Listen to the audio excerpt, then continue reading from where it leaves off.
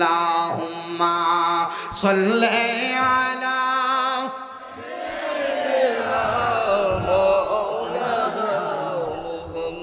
ওয়া আলা আলি সাইয়্যিদিনা। দুরূদ শরীফ পড়তে কষ্ট হয় বাবারা, মোহাব্বতের আওয়াজে উচ্চ কণ্ঠে দুরূদ শরীফ আদায় করবেন। আল্লাহর হাবিব সাল্লাল্লাহু আলাইহি ওয়াসাল্লামের প্রতি যদি আপনি দুরূদ শরীফ আদায় করেন, আমি আপনাদেরকে ক্লিয়ার একটা কথা বলি, মাহফিল কমিটি যারা আছেন একটু মনোযোগ দিয়ে শোনেন। আমার মাহফিলের সময় আমাকে কোনো চা দেওয়া লাগবে না। এখন থেকে স্টেজে আপনারা যারা আছেন তারা থাকবেন, পরবর্তীতে আর কেউ উঠবে না, কেউ নামবে না, আর নচেত আমার আলোচনা ডিস্টার্ব হবে। কারণ যদি উঠানামা করেন আমার ওয়াজের মনোযোগ নষ্ট হয়ে যাবে। কিছু লাগবে না, আমাকে যদি পানি না দেন, আমার ভিতরে যদি করবালা হয়ে যায়, আমার অসুবিধা নেই, ঠিক আছে? তাহলে ওঠানামা না করলে আমার জন্য ভালো হবে। আপনারা মনে কষ্ট নিয়েন না, সন্তান হিসেবে মাপ চাই, তবে আমি কথা বলতে আমার ডিস্টার্ব হবে, ঠিক আছে না? আছে না বা? একটু মোহাব্বতের আওয়াজে বলেন দুরূদ শরীফ পড়লে লাভ আছে না নাই? বলে কেমন লাভ? নবী রাহমাতুল লিল আলামিন নবী আমার জানায়া দেয় উম্মতের দলেরা, শোনো, কেউ যদি দুনিয়ার জমিনের মধ্যে আমি নবীর প্রতি যত বেশি দুরূদ শরীফ আদায় করবে, আমার আল্লাহ তাআলা জান্নাতের মধ্যে ওই ব্যক্তিকে আমি নবীর তত কাছাকাছি রাখবে, কাছাকাছি রাখবে। এবার আপনারা বলেন, আমাদের মরণের পরে আমরা সবাই নবীর কাছাকাছি থাকতে চাই কি চাই না? আসতে বলেছেন, জোরে বলেন, চাই কি চাই না? নবী আমার বলেন, যারা যারা বেশি বেশি দুরূদ শরীফ আদায় করবে সেই ব্যক্তি আমি নবীর তত কাছাকাছি থাকবে। শুধু এইটা না, রাহমাতুল লিল আলামিন নবী আমার জানায়া দেয় উম্মতের দলেরা, দুনিয়ার জমিনের মধ্যে থাইকা কেউ যদি আমি নবীর প্রতি একবার দুরূদ শরীফ আদায় করে, তাহলে আমার আল্লাহ তাআলা ওই ব্যক্তির জন্য জান্নাতের মধ্যে একটা বৃক্ষ রোপণ করে, গাছ রোপণ করে দেয়। সাহাবায়ে কেরাম প্রশ্ন করে, ইয়া রাসূলুল্লাহ, এই গাছটা কেন রোপণ করা হয়? বলে গাছটা রোপণ করা হয় সেই কারণে, বান্দা যখন দুরূদ শরীফ আদায় করে, করার কারণে ওই গাছে যত পাতা থাকবে ওই পাতার পরিমাণ নেক আমল বান্দার আমলনামার মধ্যে তুলে দেওয়া হবে।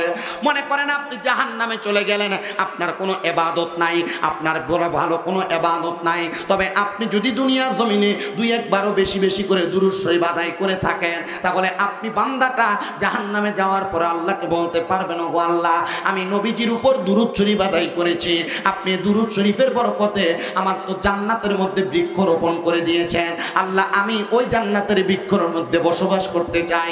তখন আপনি বান্দাকে ওই হাদিসে মুবারাকার আলোকে জান্নাতের মধ্যে প্রবেশ করায়া দেওয়া হবে। জোরে পড়ি সুবহানাল্লাহ। আবার যারা যারা দুরূদ শরীফ পড়ার সময় জবানকে বোবার মতো করে রাখছেন, হুজুর পরে, পাশের জন পরে, আপনি পড়েন না, মনে রাখবেন নবীজির আরেকটা হাদিসের ঘোষণা। রহমতের নবী বলতেছেন, দুনিয়ার জমিনের মধ্যে সবচাইতে বখিল হলো সেই ব্যক্তি, কিপটা ওই ব্যক্তি। নবীজি কে? বলে যার সামনে আমি নবীর উপর দুরূদ শরীফ পড়া হলো কিন্তু সে তার জবানকে বোবার মতো করে রাখলো, তার মতো বখিল আর কেউ নাই, তার মতো কিপটা আর কেউ নাই। আসেন আমরা বখিল না হইয়া নবীজির মোহাব্বতে উচ্চ কণ্ঠে জবান খুলে জোরে জোরে দুরূদ শরীফ পড়ি। আল্লাহুম্মা সাল্লি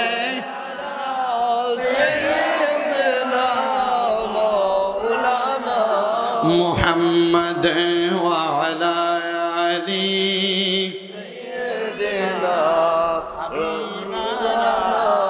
মুহাম্মদ। নবীজির ইশকে যেই জনার মন দুরূদ শরীফ পড়ে না,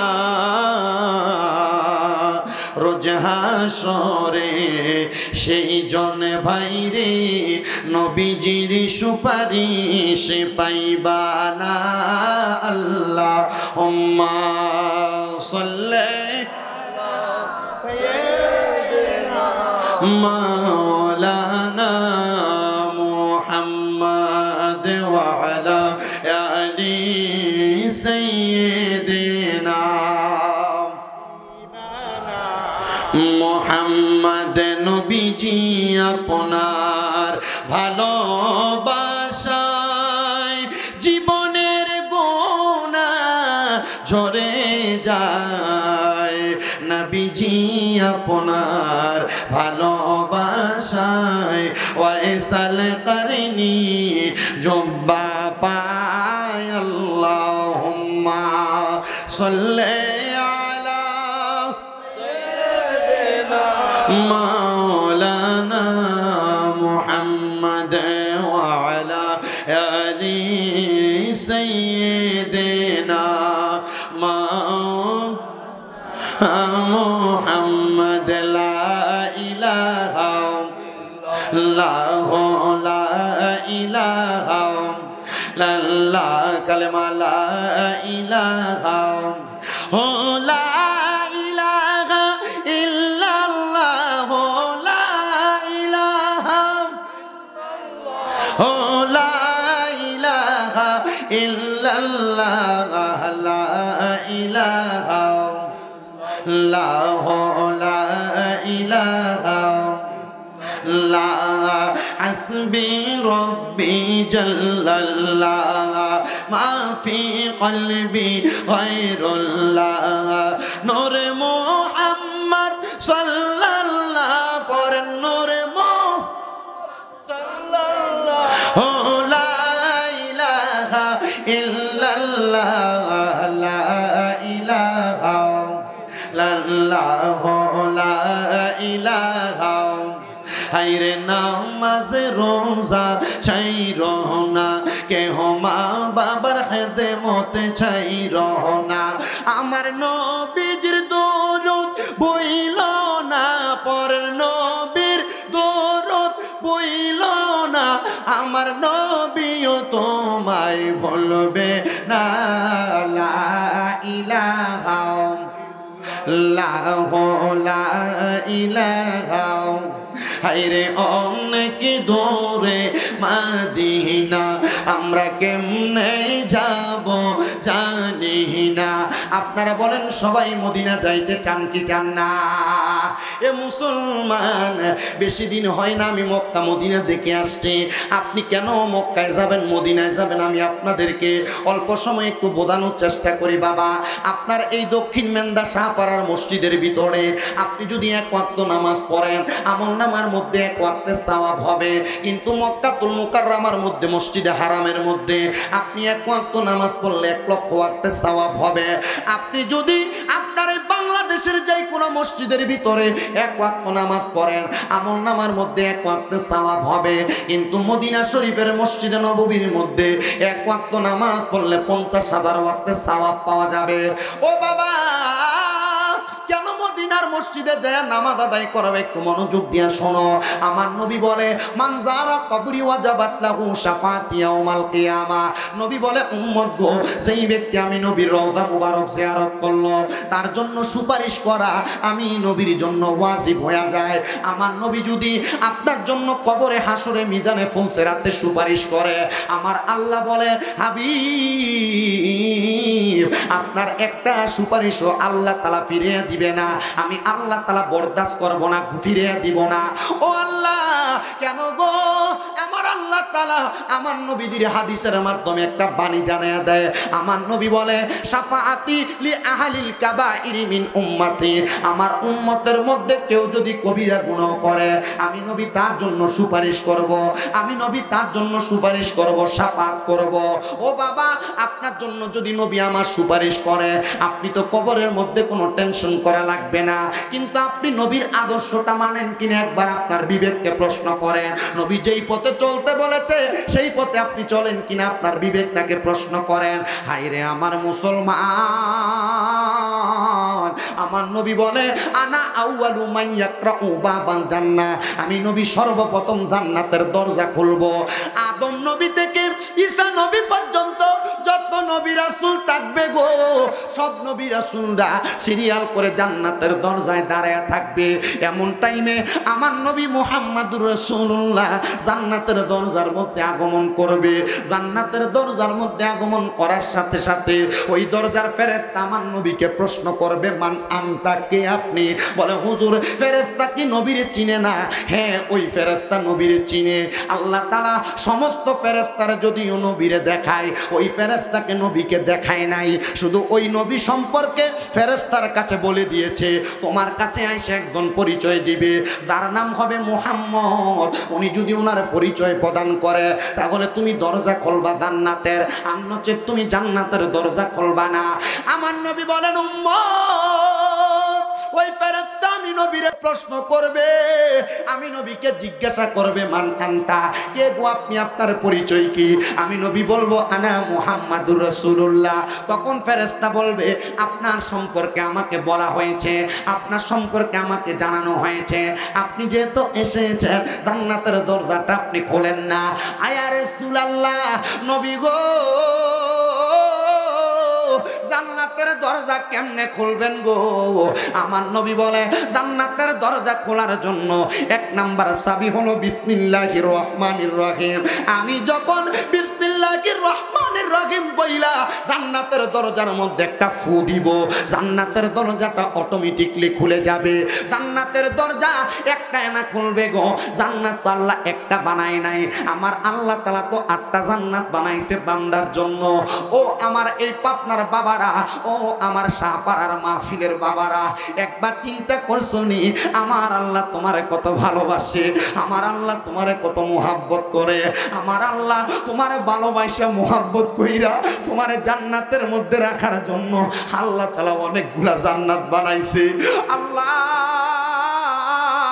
ওই জান্নাতে আমি বান্দারে দিবেননি।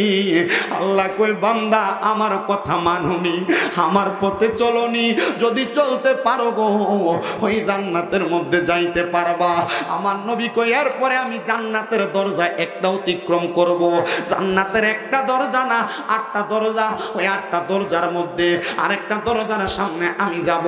আমি আরেকটা দরজার সামনে দাঁড়াইলে আমার আল্লাহ তাআলার কাছে আমি জিজ্ঞাসিত করব, আল্লাহ ওই জান্নাতের দরজাটা কেমনে খুলবো? আমার আল্লাহ বলবে, রে বন্ধু নবী মুহাম্মাদুর রাসূলুল্লাহ, এই দরজার চাবি হলো লা ইলাহা ইল্লাল্লাহ। বইলা ফুৎকার করো, জান্নাতের দরজা খুলে যাবে।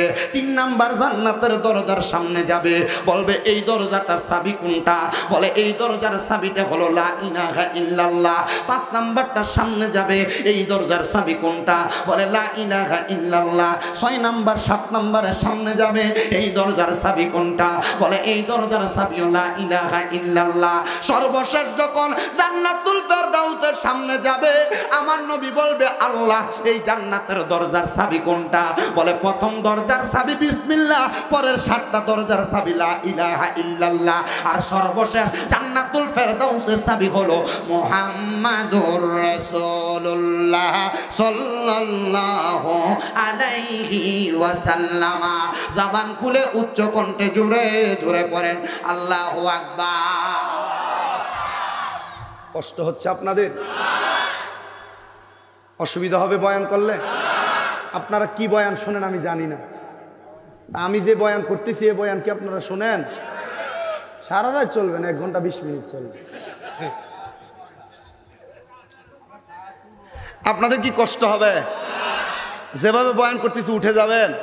যদি কারোর উঠা বসার বা 1 নাম্বার 2 নাম্বারের সমস্যা থাকে এখন চলে যায়, আর যদি পরে ওঠেন তাহলে লগেরটাকে বলবো টান দিয়ে ধরে বসাই দিই। আসেন তো ইনশাআল্লাহ। আমি কিন্তু পাবনাতে মাত্র দ্বিতীয়বার, 2019 সালে ওই কাশীনাথপুরের দিকে আসছিল, এই শেষ। আর এই পাবনাতে আসলাম এই দ্বিতীয়বার। আমি মূলত আমার কুমিল্লা জেলা, যে এই জেলার বাইরে খুব কম, তার চেয়ে বেশি বাইরে গেলে ব্রাহ্মণবাড়িয়া, হবিগঞ্জ, চট্টগ্রাম, এ অল্প কিছু জায়গায় যাই, বেশি দূরে যাওয়া হয় না। আপনাদের দোয়ায় আমার 6টা মাদ্রাসা। কয়টা? 1170 জন ছাত্র আছে আমার। দোয়া করবেন না আপনারা? না, আপনারা দোয়া করলে তো ছাত্র বেড়ে যাবে না, কিন্তু আপনারা এটা বোঝেন না যে মাদ্রাসার ছাত্র বাড়লে আপনাদের জন্য দোয়া বেশি করবে। আমার মাদ্রাসার এখনো ছাত্ররা যারা নুরানি তো পড়ে, এই নুরানি ছাত্ররা এখনো প্রত্যেকদিন আসরের নামাজের পরে খতমে খাজেগান পড়ে সমস্ত পৃথিবীর মানুষের জন্য দোয়া করে।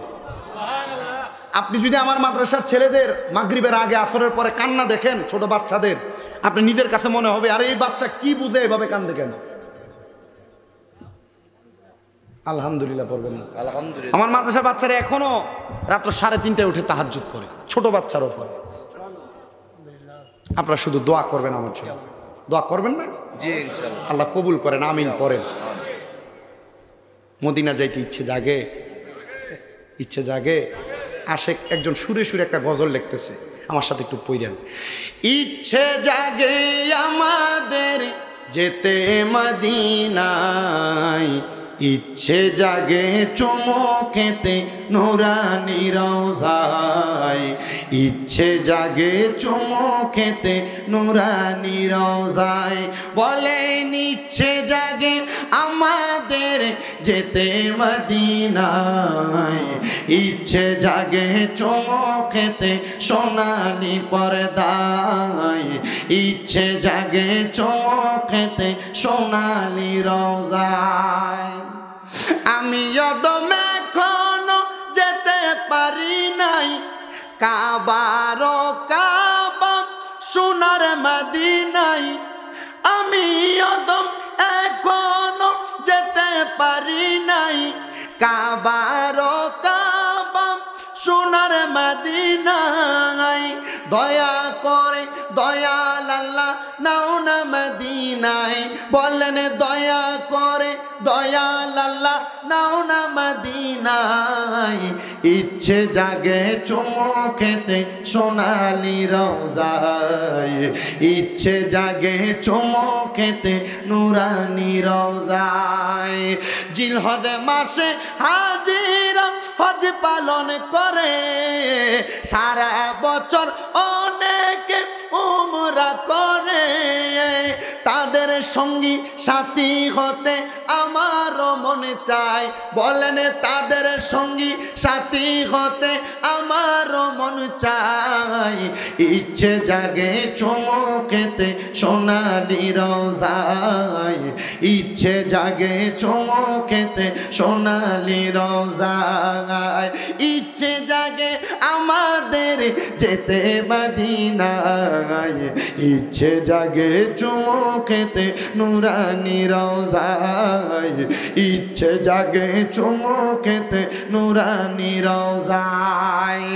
এ মুসলমান, এই জন্য আমি আপনাদের কাছে আবদার করেছি, আপনি জীবনে যা করেন আর না করেন মদিনা যাওয়ার নিয়ত করবেন, কারণ নবী আপনার জন্য সুপারিশ করবে। যদি নবীর রওজা জিয়ারত করেন নবী আপনার জন্য সুপারিশ করবে। তো যেই কথাটা আপনাদের কাছে বলতেছিলাম, আমার নবী জান্নাতের সবগুলো দরজা খুলবে, কিন্তু আমার নবীজি জান্নাতের দরজা খুইলা আমার নবীজি জান্নাতের দরজা দিয়ে জান্নাতে প্রবেশ করবেন না। ইয়া রাসূলুল্লাহ, কেন গো জান্নাতের মধ্যে প্রবেশ করবেন না?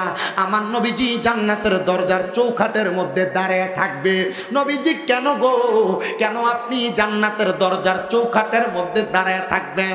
আমার নবী বলে, আমার একটা গুনাহগার উম্মত যদি দুজকে যায়, আমি নবী ওই উম্মতকে ছাড়া জান্নাতের মধ্যে প্রবেশ করব না।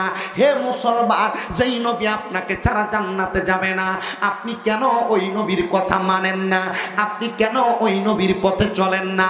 ওই নবীর উপরে আমার আল্লাহ তাআলা এত সুন্দর কোরআন নাজিল করলেন, ওই কোরআনের কথা আপনি মানেন না। এবার বলেন, ওই কোরআন মাইনা, আল্লাহ মাইনা, রসুল মাইনা আমরা সবাই মরণের আগে একবার ওই মদিনা যাইতে চাই কি চাই না? কারা কারা যাইতে চাই ডান হাত তুলে আল্লাহকে দেখাই, জবান খুলে একটা তাকবীর হবে। আল্লাহু আকবার, নারে তাকবীর, আল্লাহু আকবার, নারে তাকবীর, জোরে বলেন মারহাবা। নারে তাকবীরের সাথে আরেকটা স্লোগান দিয়ে, নারে রিসালাত, বলেন ইয়া রাসূলুল্লাহ, নারে রিসালাত, ইয়া রাসূলুল্লাহ। আব্বা নারে তাকবীর আল্লাহু আকবার, আল্লাহ তাআলার কোরআনের তাকবীরটা আমরা দেই, কিন্তু নারে রিসালাত ইয়া রাসূলুল্লাহ কেন দিবেন? এটা আপনার মনে প্রশ্ন জাগে না? আর বাবা, ইয়া রাসূলুল্লাহ তো আমাদের কাছে কোরআন পাঠাই, কোরআন আনছেন, ঠিক কি না? এই রসুলের উপর কোরআন নাজিল হয়েছে, এই রসুল আল্লাহ তাআলার কোরআনের দাওয়াত দিছে, ওই রসুলের কথা একটু বলি না? কারণ যার উসিলায় সিন্নি খেলাম, যদি মোল্লা না চিনি তাহলে এটা নিমক হারামি হয় না? এই জন্য একটু ইয়া রাসূলুল্লাহ বললেন, আমরা বলি, আপনারা বলেন কিনা আমি জানি না, এটা বললে আমার মনে শান্তি লাগে। কেউ যদি বলে যে হুজুর বললেন না, এটা ভাল লাগে না, এটা কেমন জানি লাগে, এটা তার বিষয়, কারোর সাথে দ্বন্দ্ব মীমাংসায় যায়েন না। বলে হুজুর আমি বললে আমার শান্তি লাগে, এ শান্তিতে থাকেন, আল্লাহ কবুল করেন, আমিন পড়েন, পড়েন লা ইলাহা লা ইলাহা লা ইলাহা ইল্লাল্লাহ মুহাম্মাদুর রাসূলুল্লাহ সাল্লাল্লাহু আলাইহি ওয়াসাল্লাম। এবার আসেন আমি আর ডাইনে বামে না যাইয়া আমি যেই দুইটা আয়াতে কারিমা তেলাওয়াত করেছি এই দুইটা আয়াতে কারিমার তাফসীর এবং সুন্দর বয়ানে চলে যায়। আমার আল্লাহ তাআলা কোরআনুল কারীমের মধ্যে ঘোষণা করেছেন, বিসমিল্লাহির রহমানির রহিম, ইয়া আইয়ুহাল্লাযীনা আমানু তাকুল্লাহা ওয়াল তানজুর নাফসুম মা কদ্দামাত লিগাদিন ওয়াত্তাকুল্লাহা ইন্নাল্লাহা খাবীরুম বিমা তা'মালুন। আমার আল্লাহ ডাক দিয়া বলে, হে ঈমানদারেরা, ইত্তাকুল্লাহ, তোমরা আল্লাহকে ভয় করো, ওয়াল তানজুর, তোমাদের প্রত্যেকের তাকানো উচিত, নাফসুম মা কদ্দামাত লিগাদ, তোমাদের পূর্ববর্তীদের দিকে, তারা পূর্বের জন্য আগে কি প্রেরণ করেছে। আল্লাহ আবার বললেন, ওয়াত্তাকুল্লাহা, তোমরা আল্লাহকে ভয় করো। কেন গো আল্লাহ, কেন আপনাকে ভয় করার কথা বারবার বললেন? আমার আল্লাহ কয়, বান্দা, ইন্নাল্লাহা খাবীরুম বিমা তা'মালুন, নিশ্চয় আমি আল্লাহ তোমার অন্তরের সকল খবর সম্পর্কে অবহিত। ও আল্লাহ, কেন গো, কেন গো, আপনি কেন অন্তরের সকল খবর জানেন? এই কথা আবার বান্দাকে জানাইলেন। আমার আল্লাহ কই, বান্দা, ওয়ালা তাকুনু, তোমরা তাদের মতো হইও না, কাল্লাযীনা যাহারা নাসুল্লাহা ফাআনসাহুম আনফুসাহুম, নিজেদের কথা ভুলে গিয়েছে, আমি আল্লাহ তাদেরকে ভুলে রেখেছি। উলাইকা হুমুল ফাসিকুন, আমি আল্লাহ তাদেরকে ফাসিক বলে দিলাম। আল্লাহ কেন কেন তাদেরকে ফাসিক বলে দিলেন আপনার কাছে জানতে চাই। আমাদের সমাজে মানুষ আছে দুই প্রকার, এক জাত ভালো, এক জাত খারাপ। আবার ভালোর মধ্যে দুই জাত, এক জাত হলো ইবাদতকারী ভালো, আর এক জাত হলো ইবাদত ছাড়া ভালো। ও মুসলমান, কত মানে দেন, কত মানুষ আছেন রোজা ছেড়ে দেন, কত মানুষ আছেন ইবাদত ছেড়ে দেন। মনে রাখবেন, নামাজ পড়লে খারাপ হয় না, নামাজ পড়লে বাজে হয় না, রোজা রাখলে খারাপ হয় না, রোজা রাখলে বাজে হয় না। আল্লাহ তাআলার যত ভালো ভালো কাজ আছে ওই ভালো ভালো কাজগুলা করবেন। আজকে যে এত সুন্দর করে এই দক্ষিণ মেমদা শাহপাড়া জামে মসজিদ সংলগ্নে উন্নতি কল্পে যুব সমাজ এই মাহফিল করেছে, এটা কি ভালো কাজ না খারাপ কাজ?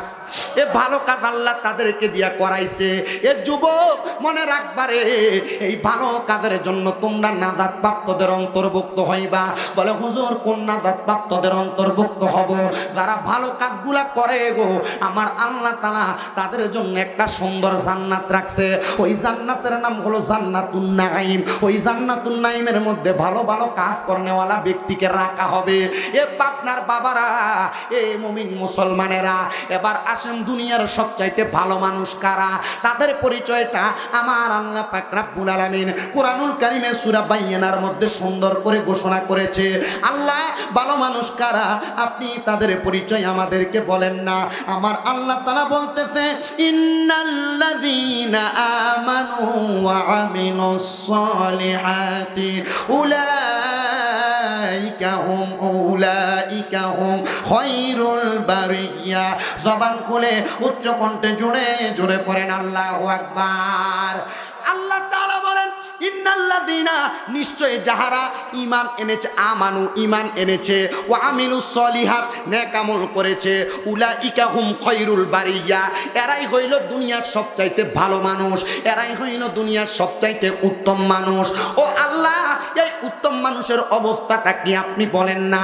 আমার আল্লাহ তাআলা আয়াতে কারিমার শেষের দিকে আবার সুন্দর করে বলতেছেন, হে জগতের মানুষের দলেরা, ওই উত্তম মানুষের জন্য আমি আল্লাহ তাআলা সুন্দর একটা ব্যবস্থা করে রেখেছি। আল্লাহ কি ব্যবস্থা? আমি আল্লাহ তাআলা তাদেরকে পুরস্কার প্রদান করব। আল্লাহ কেমন পুরস্কার প্রদান করবেন? এবার আল্লাহ তাআলা কোরআনুল কারীমে বলে, জাযাউহুম ইনদা রাব্বিহিম জান্নাতু আদনিন তাজরি মিন তাহতিহাল আনহার, আল আনহারু খালিদিনা ফিহা আবাদা রাদিয়াল্লাহু আনহুম ওয়া রাদু আন যালিকা লিমান খাশিয়া রাব্বা। জবান খুলে উচ্চ কণ্ঠে জোরে জোরে পড়েন আল্লাহু আকবার। এবার বলেন, আল্লাহ তাআলা যদি পুরস্কার দেয়, ওই পুরস্কারটা কি দামি পুরস্কার না কম দামি পুরস্কার? আল্লাহ বলেন, জাযাউহুম ইনদা রাব্বিহিম, আমি আল্লাহর পক্ষ থেকে পুরস্কার দেওয়া হবে জান্নাতু আদনিন। ওই পুরস্কারটার নাম হলো জান্নাতুল আদন। তার মানে বোঝা যায় এই পুরস্কারটা আপনি দুনিয়াতে পাবেন না, পুরস্কারটা পাবেন আপনি মরার পরে আখেরাতে। কিন্তু বাবা, ওই মরার আগে তো আপনার কোনো কাজ, মরার আগে তো অনেক কাজ বাকি আছে। বলে হুজুর কোন কাজ? আমি যদি ইমানদার হই আল্লাহ মরার পরে জান্নাত দিবে, কিন্তু ইমানদার হইলে মানুষ তো মারা যায়, বড় কষ্ট পায় মারা যায়। আমি যদি ইমানদার হই আল্লাহ তাআলা কে আমারে কষ্ট দিয়া মারবে। এ পর্দার অন্তরালের মা, এ যুবক ভাইরা, এ মুরব্বী বাবারা, এ আমার দেশ বিদেশের ভাই বাবারা যারা শুনতেছেন, গুনাহ করতে মন চাইলে করতে থাকো। যদি জাহান্নামের কঠিন শাস্তি তুমি সহ্য করতে পারো, নামাজ ছাড়তে মন চাইলে ছাড়তে থাকো। যদি তুমি জাহান্নামের কঠিন আযাব সহ্য করতে পারো, খারাপ কাজ করতে চাইলে করতে পারো। যদি তুমি দুনিয়ার জমিনের মধ্যে গুনার কাজ করতে ভালো লাগে, যদি কবরে যাওয়ার পর শাস্তি অনুভব করা লাগে, ও হুজুর ইমানদার বান্দাটা কেমনে মারা যাবে? এই বান্দাটার মরণটা কি সুন্দর মরণ হবে নাকি? নবী আমার বলে ইমানদার বান্দা এমন ভাবে মারা যাবে, বান্দা মরণের কোনো কষ্ট অনুভব করবে না।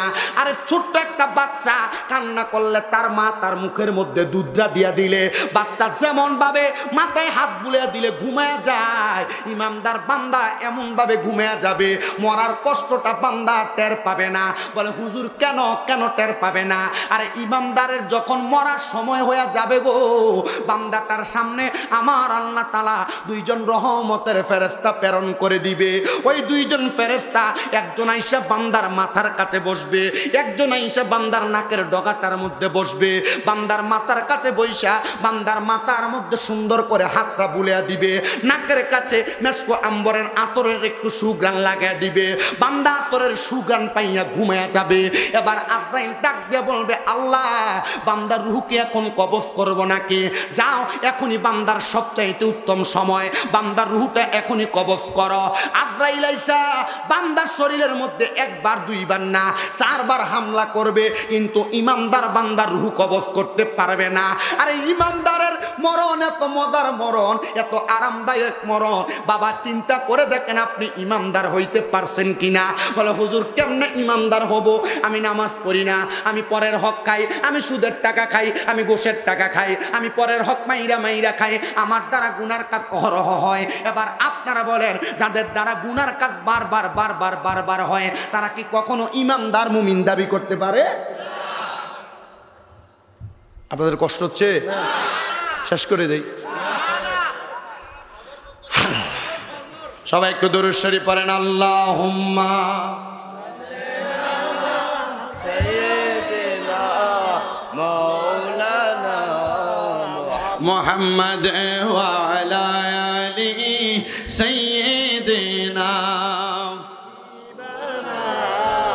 প্রাণ ভরিয়া পড়লে দুরূদ, জীবনের গুনাহ ঝরে যায়।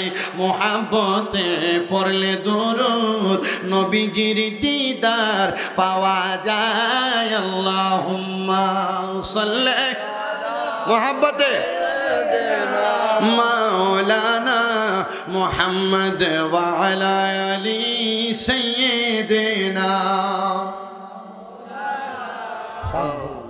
আমার মুসলমান ইমানদারেরা গভীর মনোযোগ দিয়ে আবার বয়ান শ্রবণ করেন।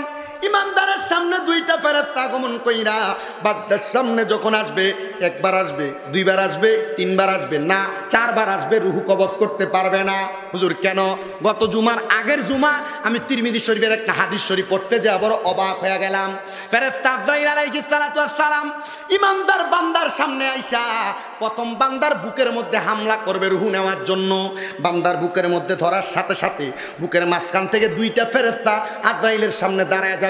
হায়রে, আজরাইলের সামনে যখন দাঁড়ায় যাবে, ওই দুইটা ফেরেশতাকে প্রশ্ন করা হবে আজরাইলকে। আজরাইল প্রশ্ন করবে, তোমরা কেন সামনে বাধা হইয়া দাঁড়াইলা? বলে আমরা বান্দার রূহ কবজ করতে দিব না। বলে কেন? বলে বান্দার বুকের মধ্যে আল্লাহ এবং রসুলের ভালোবাসা মোহাব্বত আছে, এই জন্য বান্দার বুক দিয়ে রূহ কবজ করা যাবে না। এবার আজরাইল চলে যাবে, আল্লাহ আবার পাঠাবেন। আজরাইল বলবে, এবার বান্দার বিওয়াজিকার নূর চেহারার মধ্যে আক্রমণ করা হবে। আপনি আমি যদি ইমানদার হই ওই কপালের মধ্য থেকে দুইটা ফেরেশতা বাধা হয়ে দাঁড়ায় যাবে। দুইটা ফেরেশতা ডাক দিয়ে বলবে, রে আজরাইল, বান্দার কপাল দিয়ে রূহ কবজ করা যাবে না। বলে কেন? বলে বান্দার কপাল দিয়া বান্দা 5 ওয়াক্ত সালাত আদায় করেছে, এই বান্দা সুবহান রাব্বিয়াল আলা বলে আল্লাহ তাআলার বরত্বর প্রশংসা করেছে। এই বান্দার রূহ আমরা তার কপাল দিয়া মুখ দিয়ে কবজ করতে দিব না।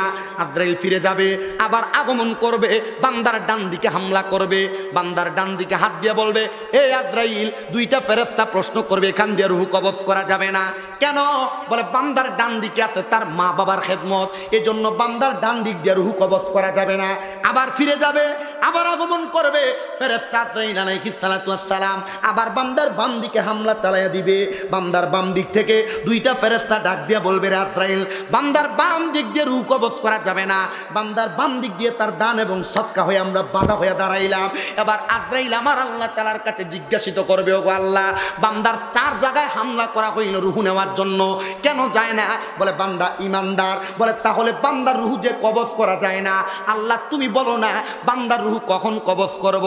তখন আল্লাহ তাআলা আজরাইল আলাইহিস সালাতু ওয়াস সালামকে স্মরণ করে দিবে, তুমি কি জানো না বিকাউলি লা ইলাহা ইল্লাল্লাহ ফাদাখালাল জান্নাহ, কেউ যদি জবান দিয়ে লা ইলাহা ইল্লাল্লাহু মুহাম্মাদুর রাসূলুল্লাহ সাল্লাল্লাহু আলাইহি ওয়াসাল্লাম শাহাদা বাক্য আদায় করে, মিশকাতুল মাসাবির কিতাবুল ঈমান অধ্যায়ের মধ্যে হাদিস বর্ণনা, হযরত ওমর ইবনে খাত্তাব রাদিয়াল্লাহু তাআলা আনহু, আনাস ইবনে মালিক রাদিয়াল্লাহু তাআলা আনহু, আবু হুরায়রা রাদিয়াল্লাহু তাআলা আনহু, আম্মা জান আয়েশা সিদ্দিকা রাদিয়াল্লাহু তাআলা আনহা এবং হযরতে আনাস ইবনে মালিক রাদিয়াল্লাহু তাআলা আনহু, আবু সাঈদ খুদরি রাদিয়াল্লাহু তাআলা আনহু, এই 5 জন 6 জন হাদিস বিশারদ একসাথে একই হাদিস বর্ণনা করেছে।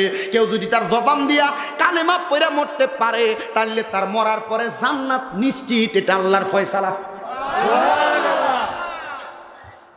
জিকির লা ইলাহা ইল্লাল্লাহ জবানে জারি থাকবে। আর আপনি চা দোকানে চায় বাড়ি দেন আর উমুকের গালি দেন, উমুকের মা ভালো না, উমুকের বাপ ভালো না, কি কথা বলেন না কেন? আপনি ব্যবসা করতেছেন, 10টা মিথ্যা কথা বলতেছেন, আপনি ইমানের সাথে মরতে পারবেন? আপনার বিশ্বাস হয়? আরে না ভাই, আপনাদের কষ্ট হচ্ছে? দোকানদার কি এখনো দোকানে আছে? থাকেন ভাই, আপনারা থাকেন, আপনারা মরবেন না, এই জন্য মাহফিলে আসারও দরকার নেই। আসছে মাশাআল্লাহ, আল্লাহ কবুল করেন, আমিন পড়েন। আরে আমিন পরে যে একটা আওয়াজ, এক লোক ভিক্ষা করার জন্য গেছে। কি করতে গেছে? ভিক্ষা করতে গেছে। ভিক্ষা করতে যায় দেখতেছে এক 10 তলা বিল্ডিং, ভয়ে এই বাড়িতে ভিক্ষার জন্য যায় না। পরে পাশে এক ভাঙ্গা ঘর দেখা এই ঘরের সামনে দিয়ে বলতেছে, আল্লাহর রাস্তায় আমাকে একটু ভিক্ষা দেন। তো ভাঙ্গা ঘরের মালিক এসে 5 টাকা ভিক্ষা দিছে। দোয়া করছে, আল্লাহ তুমি তার লাখ লাখ টাকার মালিক বানায় দাও। খুশি হয়েছে, আল্লাহ যদি আমার লাখ টাকার মালিক বানায় তাহলে আমার ভাঙ্গা ঘরটার একটু ঠিক করতে পারবো। তো চিন্তা করলো আর তো কোনো ঘর নাই, এ বড় বাড়িতে যাই, 10 তলা বিল্ডিং, সালাম দিছে, আসসালামু আলাইকুম, আল্লাহর রাস্তায় একটু ভিক্ষা দিবেন। 10 তলার মালিক বাইর হয়ে আর 5 টাকা ভিক্ষা দিছে। দোয়া করছে, আল্লাহ তুমি তারও লাখ লাখ টাকার মালিক বানাও। আল্লাহ তাআলা তার লাখ লাখ টাকার মালিক বানাও। এই দোয়া করার সাথে সাথে 10 তলার মালিক ধমক দেয়, আমাকে লাখ টাকার মালিক বানাবে? বাড়ি দেখছো কয়তলা? কয়তলা? 10 তলা। তো 10 তলা বিল্ডিং কে লাখ টাকার মালিক বানায়? মিনিমাম কয়েক কোটি টাকার মালিক হলে 10 তলা বিল্ডিং বানায়। তো তোমার দোয়া তো আমার লাভ হবে না, এটা ডিমোশন হবে। দোয়া বাড়ায় করো না। আপনার পাশের বাড়িতে 5 টাকা দিছে, তো এই 5 টাকা দেওয়াতে লাখ টাকার দোয়া করছি। আপনি যেমন টাকা দিচ্ছেন এমন দোয়া করছি।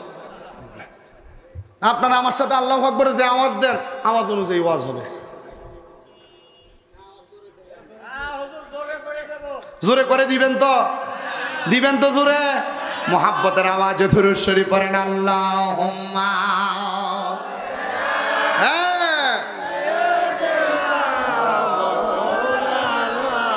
মুহাম্মদ ওয়া আলা আলি সাইয়্যিদিনা। আমার মুসলমান ইমানদারেরা, তাইলে কালিমা যদি কেউ পড়ে তাইলে তার মরণটা ইমানের মরণ হবে, এটা নিশ্চিত। কথা কয় না? কথা বলেন ঠিক কিনা বাবা? এবার বান্দাটা যখন কালিমা পড়বে, আজরাইল এবার বলবে, আল্লাহ কখন যাব তার কাছে? বলে সামনে যাও। বান্দা সামনে দাঁড়ায় থাকবে, আল্লাহ কখন তার রূহটা কবজ করব। ওই বান্দা কিছুক্ষণ পরে মৃত্যুর জন্য প্রস্তুতি গ্রহণ করবে। বান্দার জবান দিয়ে কালেমা পড়বে, বান্দার মুখে হাত দেওয়া যাবে না।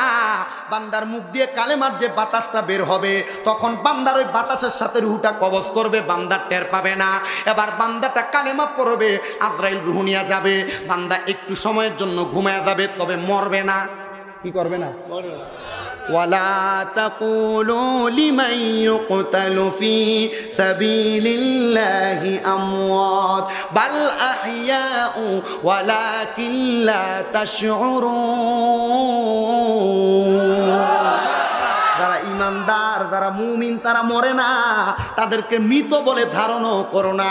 আল্লাহ কেন বলে বাল আহিয়াউন, তারা জিন্দা, ওয়ালাকিন লা তাশউরুন, এদেরকে যারা মৃত বলে তারা নির্বোধ, তারা বোকা, এরা বুঝে না। তাহলে যারা মুমিন বান্দা তারা মরে, তারা ইন্তেকাল করে। ওলামায়ে কেরাম আছে, জিজ্ঞাসা করেন ইন্তেকাল শব্দ বাব ইনফিয়ালের ওজনে, বাব ইনফিয়ালের ওজনে ইন্তেকাল শব্দ ব্যবহার হলে এটার অর্থ হয় স্থানান্তরিত হওয়া, জায়গা পরিবর্তন করা, মরা না। মারহাবা জোরে নাই, আরো জোরে মারহাবা। ইমানদার যদি আপনি হইতে পারেন, আপনি মরবেন না, আপনি জায়গা পাল্টাবেন। এই জগৎ থেকে, আলমে আরোহা থেকে, আলমে দুনিয়া থেকে আপনি আলমে বরজকে যাবেন, বরজকে আলম থেকে আপনার ঠিকানা জান্নাতে যাওয়া কেউ ঠেকাইতে পারবে না। এবার বলেন, জান্নাতে যাওয়ার জন্য ঈমানকে মজবুত করার দরকার আছে না? না,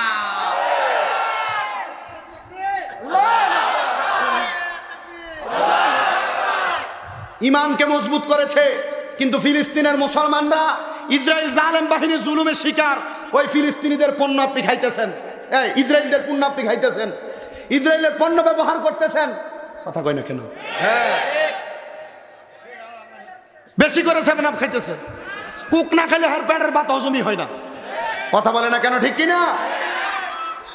আপনি জানেন এই ফিলিস্তিনের পণ্য আপনি ক্রয় করার কারণে এটা লভ্যাংশ দিয়ে আপনার মুসলমান ভাইকে মারার জন্য বোম কিনা হয়।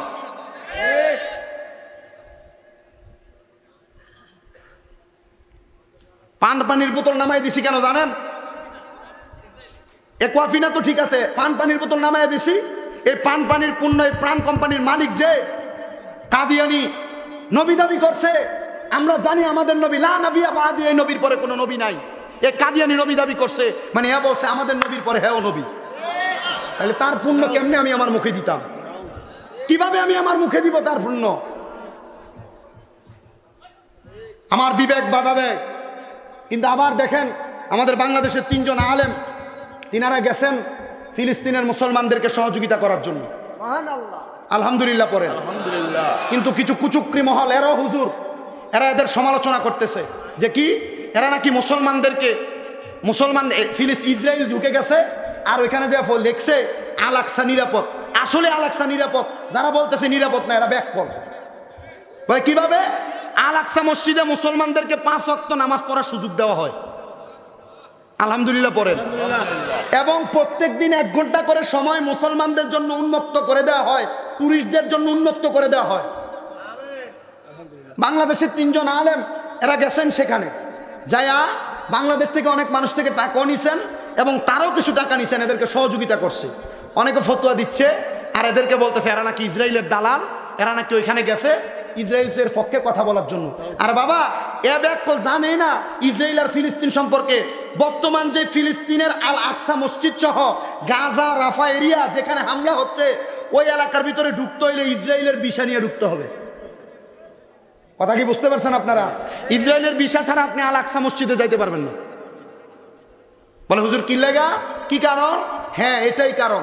কারণ এরা মসজিদে আকসার চতুর্দিক এবং কি মসজিদে আকসার আশেপাশের যে এরিয়া, এই এরিয়াকে কন্ট্রোল করতেছে ইসরায়েলের বহু পুলিশ। কথা কি বুঝতে পারতেছেন আপনারা? বলে হুজুর তাহলে নিরাপদ বললো, আমরা যে টিভি সিরিয়ালে ফেসবুকে দেখি মুসলমানদেরকে মাইরা সমান করতেছে, তাহলে এটা কোনটা? এটা হচ্ছে বাংলাদেশ না। আপনারা কোন দেশের মানুষ? আপনাদের জেলার নাম কি? আমার জেলার নাম কি? কুমিল্লা। আমার জেলার নাম কি? আচ্ছা, পুরা কুমিল্লা জেলারে বুম ব্লাস্টিং করে ফুটিয়ে ফেলছে, আপনার ক্ষতি হয়েছে? গাজা এলাকারে বুম ব্লাস্টিং করে ফুটিয়ে ফেলছে, তো মসজিদ আকসার ক্ষতি হয়েছে নাকি? রাফা এলাকাকে বুম ব্লাস্টিং করে ক্ষতি করে ফেলছে, এজন্য কি মসজিদ আকসার ক্ষতি হয়েছে? বিষয়টা এমন। তবে আমরা কখনো মুসলমান হয়ে ইসরায়েল ইহুদির পক্ষে কথা বলবো না, ইহুদিদের কোনো কাজে সহযোগিতা করব না। কথা বলে না কেন? সহযোগিতা করবেন? মনে রাখবেন, বাংলাদেশ সরকারের পক্ষ থেকে যদি বাংলাদেশ থেকে মুজাহিদ পাঠানো হয় যুদ্ধ করার জন্য, ফিলিস্তিনিদের জন্য, এই বাংলাদেশের প্রত্যেক মুসলমান ফিলিস্তিনকে রক্ষা করার জন্য, মুসলমানকে বাঁচানোর জন্য, মুসলমানের অস্তিত্ব রক্ষা করার জন্য যুদ্ধে যাইতে রাজি আছি। কারা কারা হাত তুলে আল্লাহকে দেখায় দাও।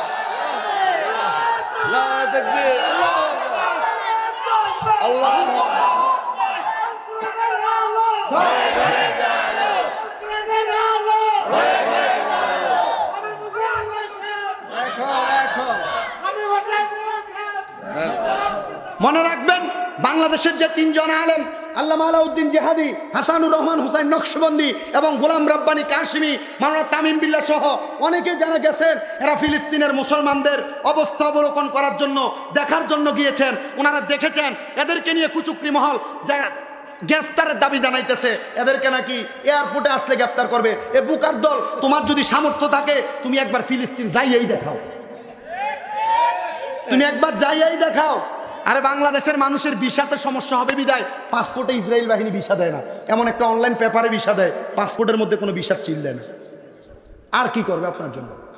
কথা বলেন না, আর কি করবে আপনার জন্য? আপনি তো দেখতে যাইতে পারতেছেন, আর যারা দেখতে গেছে আপনি তো এদের মতো দেখতে যাইতেও পারেন নাই, এদের সমালোচনা করতেছেন। মনে রাখবেন, আল গীবাতু আসাদ্দু মিনাজ জিনা, গীবত হচ্ছে জিনার চাইতে মারাত্মক গুনাহ। আপনি মানুষকে মিথ্যা বলে বলে ওয়াজের ফ্যান্ডেলে গীবত করতেছেন, আপনি জিনা করার গুনাহ আপনার আমলনামায় লেখাইতেছেন। মনে রাখবেন, আল গীবাতু আসাদ্দু মিনাল কতল, গীবত হচ্ছে কতল করে একটা মানুষকে জবাই করে দিলে যে গুনাহ, একজনের নামে ছোট্ট একটা গীবত করলে সেই গুনাহ। আপনি গীবত করে আপনার আমলনামায় মানুষ হত্যা করার সওয়াব নিতেছেন, গুনাহ নিতেছেন। এই জন্য শুধু শুধু না জেনে কারো সমালোচনার দরকার নাই। আমরা মুসলমান, আপনি যেই দল করেন এটা আপনার দলের বিষয়, কিন্তু ইসলাম, কোরআন, নবী, আল্লাহ কয়টা? এটার জন্য এক হইতে পারেন না, খালি সমালোচনা করেন। আমি আমার জীবনে কারো সমালোচনা করার চেষ্টা করি নাই, তবে যদি আল্লাহর কোরআন রসুলের হাদিস কুফরি কোনো বাক্য ব্যবহার করে আমি সমালোচনা করেছি।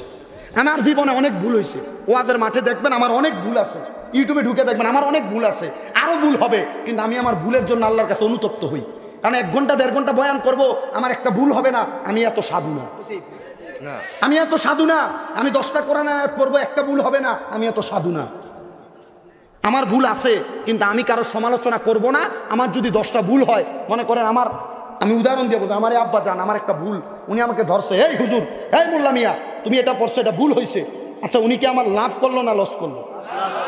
না। কেন? আপনাদের সামনে আমার শরম দিল না? শরম দিল না? কিন্তু উনি আমাকে ভুল সংশোধন করে দিছে। উনি যে ভুলটা সংশোধন করে দিছে, দ্বিতীয়বার আর আমার এই ভুল হবে না। তাহলে উনি আমার ভালো করছে না খারাপ করছে? এজন্য আমাদের উচিত, আমরা কোনো মুসলমানের দ্বন্দ্বে লিপ্ত হব না, আমরা একসাথে সমঝোতা করে চলবো, যেন মুসলমান মারামারি না হয়, দাঙ্গা হাঙ্গামা না হয়। আমরা মুসলিম জাতি শান্তি প্রতিষ্ঠার জন্য একাগ্র থাকবো, বাংলাদেশের সব দিক থেকে সাম্প্রদায়িক সম্প্রদায়তা রক্ষা করে চলবো। কারণ এটা রক্ষা করে চলতে পারলেই দেখবেন আপনি দুনিয়াতে ইসলামের দাওয়াত ঠিকভাবে দিতে পারতেছেন না। মারামারি করবেন অন্য ধর্মের মানুষের সাথে, পিড়াপিড়ি করবেন অন্য ধর্মের মানুষের সাথে, যাইবেন এদের মূর্তি ভাঙার জন্য না। ইসলাম এটা শিক্ষা দিছে। আল্লাহ আমাদেরকে বোঝার তৌফিক দিন, আমিন। এই দেশে যেহেতু সব ধর্মের মানুষ আছে, আমরা ওই ধর্মের, এই যে আজকে আমার সাথে দেখা করতে আসলো যে একজন, নাম না কি, একজন আসছে হিন্দু ধর্মের মানুষ, এই যে আপনাদের ঘরে দেখা করে গেল, তো উনি আসছে কেন? উনি না হিন্দু, উনি কেন আসছে? এজন্য কি আপনি ওরে বাইর করে দিবেন? উনি আসছে, এটা আমাদের জন্য ভালো। উনি কোরআন শুনতে আসছে, মাহফিল শুনতে আসছে, উনি শুনুক, শুনে যদি হেদায়েতের পয়সা আসে, এটা আমাদের জন্য ভালো। কথা বলে না কেন? উনি নিজেই বলতেছে যে ওই দিন বজলুর রশিদ মিয়ার ওয়াজ শোনার জন্য গেছে। তাহলে এটা কি ভালো দিক না? আপনি একজন বিধর্মীর সাথে যদি খারাপ ব্যবহার করেন, এ চিন্তা করবে, দেখছো মুসলমানের ব্যবহার কত বাজে। কথা বলে না কেন? আমি আমার এমন নরম ব্যবহার দেখাবো অন্য ধর্মের মানুষকে, সেজন্য আমার সুন্দর ব্যবহার দেখে ইসলামের ছায়া তলে আসে। আমি বাজে ব্যবহার করব না, সুন্দর ব্যবহার করব। আল্লাহ করার তৌফিক দান করুন, পড়েন আমিন। লা ইলাহা লা ইলাহা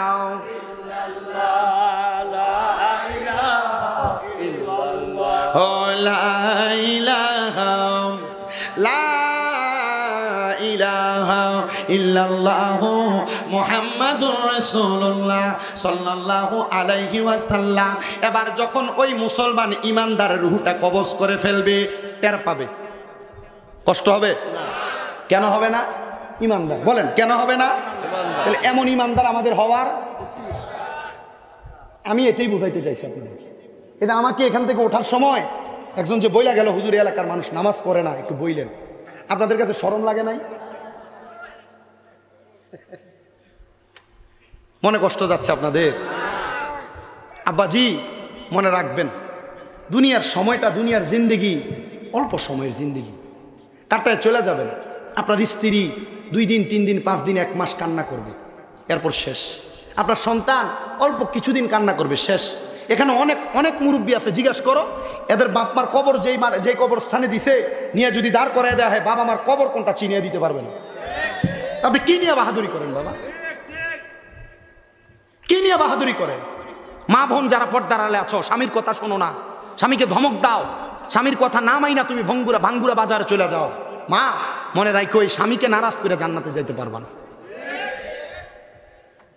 কথাগুলো বলে দিয়ে যাই, ছোট মানুষ চেষ্টা করেন এগুলোর উপর আমল করতে, ইমানটাকে পাকাপোক্ত রাখতে। শুনে শুনে আমার বাবা জিরাম, ইমানদারের রুহু যখন কবজ করা হবে, এবার ইমানদারের রুহু আজরাইলকে ডাক দিয়ে বলবে, আজরাইল তুমি আমার রুহুকে কেন এত আস্তে আস্তে নিয়ে যাও, তাড়াতাড়ি নিয়ে যাও? বলে কেন? বলে তুমি যদি জানতা আল্লাহ তাআলা আমার জন্য কত বড় নিয়ামত রেডি করে রাখছে, তাহলে তুমি আমার রুহুটাকে আরো তাড়াতাড়ি নিয়ে যাইতা। জোরে সরে পড়ি সুবহানাল্লাহ। ও বাবা, ইমানদারের রুহুটা আল্লাহ তাআলা এমন ভাবে রাখবে, মনে রাখবেন ফেরেশতারা রুহু নিয়ে যখন উপরের দিকে যাবে, আল্লাহ তাআলার আসমানের দরজার মধ্যে অসংখ্য অগণিত ফেরেশতারা আহলান ওয়া সাহালান মারহাবান মারহাবান দুয়ুফুল্লাহ দুয়ুফুর রহমান বলে বলে ইমানদার বান্দার রুহুকে স্বাগতম জানিয়ে দিবে।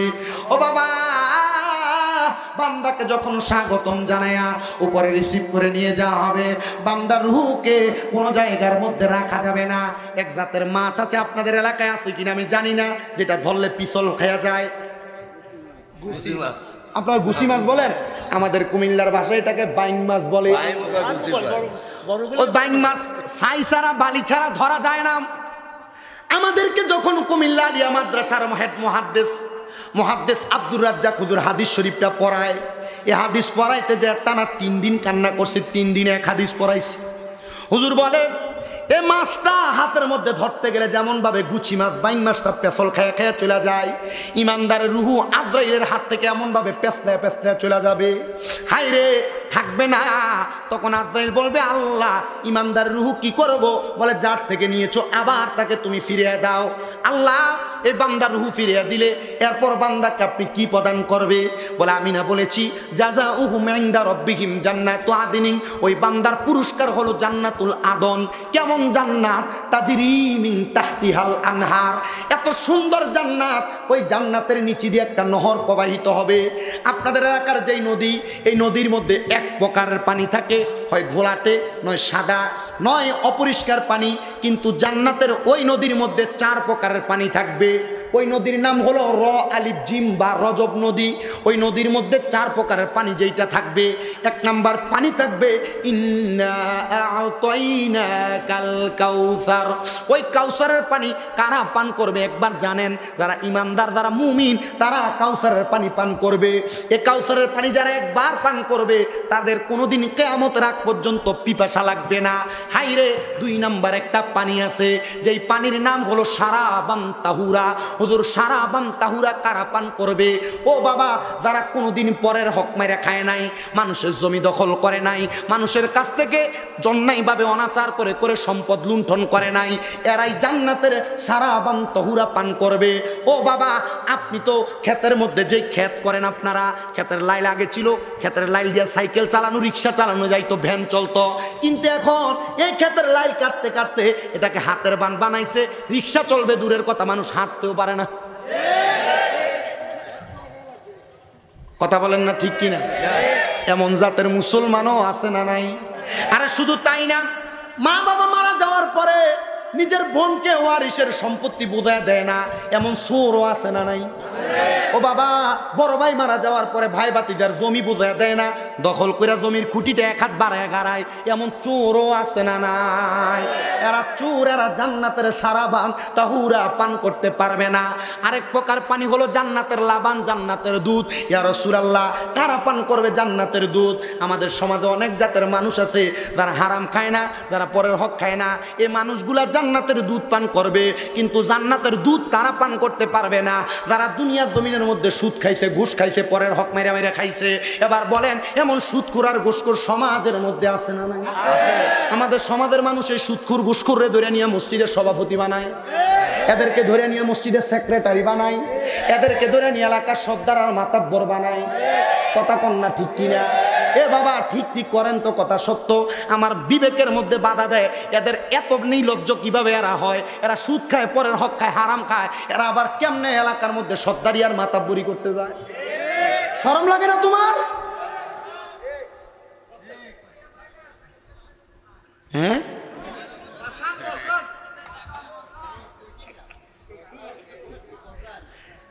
আছে আপনাদের এলাকায় এটা?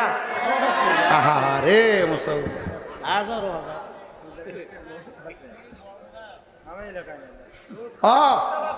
না না, আমার ভাই বলছে শাহপাড়াতে নেই।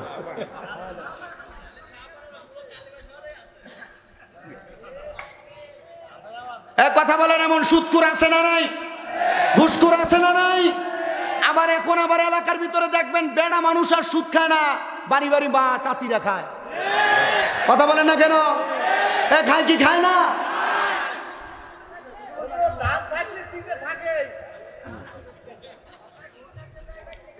এই জাতের সুদখোরও আছে না নাই? দেখবেন চা দোকানে বসে চা খায়, কোনো কাজ কাম করে না। চাচা চলেন কিভাবে? কোনো কামাই রুজি না, আল্লাহ আছে। আরেক জাতের সুদখোর আছে, জামাইও খায় না, বউ খায় না। দেখবেন এলাকায় মানুষ সুদখোর বলবে এই ভয়ে, জায়গা জমি বিক্রি কইরা টাকা পয়সা 10-15 লাখ একসাথে করে ব্যাংকে একটা অ্যাকাউন্ট খোলার পর এটার নাম দিছে এফডিআর। এটা ইন্টারন্যাশনাল সুদখোর। এফডিআর এফডিআর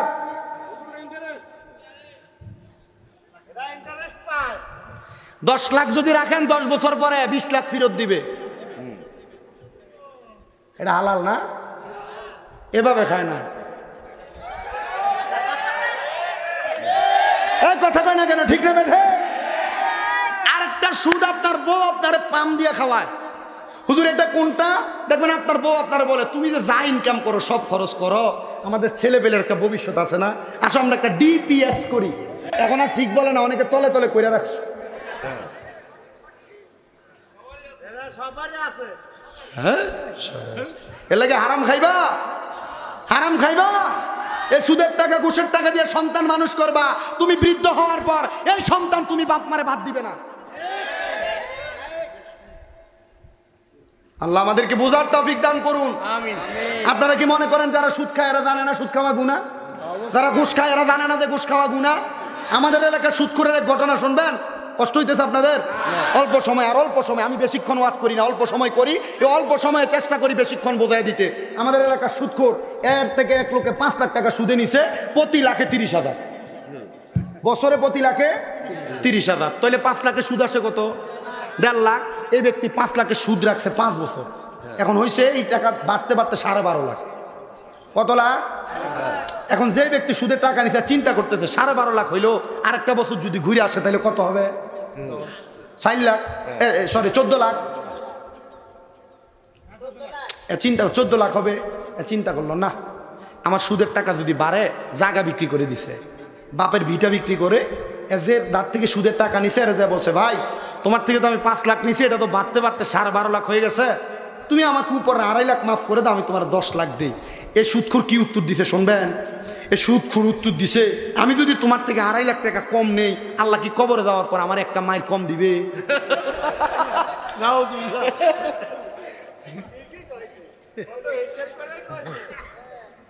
আসলে কথা রাইট না? হ্যাঁ, আমার বলতেছে কাকা আমি চিন্তা করলাম এই সুদখোর কাকা 5 ওয়াক্ত নামাজ পড়ে। আমি চিন্তা করলাম আহা এই লোক কি জবাব দিবা আল্লাহর কাছে? আব্বাজি পায়ে পুরা বলি, প্রয়োজনে বাঙ্গুরা বাজারের মধ্যে বাদাম বিক্রি করবেন, মানুষের খেতে কাজ করবেন, রিক্সা চালাইবেন, আল্লাহর দোহাই লাগে 1 টাকা সুদের হারাম টাকা দিয়ে নিজের শরীরে একটা ফোঁটা রক্ত তৈরি করেন। যদি করেন মরার পর শান্তিতে থাকবেন দূরের কথা, আর মরার সময় থেকে লাঞ্ছনা বঞ্চনা শুরু হবে, বলতেছি একটু পরে। আমার বাবাজিরাম গভীর মনোযোগ দিবেন। এই জান্নাতের মধ্যে জান্নাতের দুধ খাবে তারা যারা কোনোদিন পরের হক খায় নাই।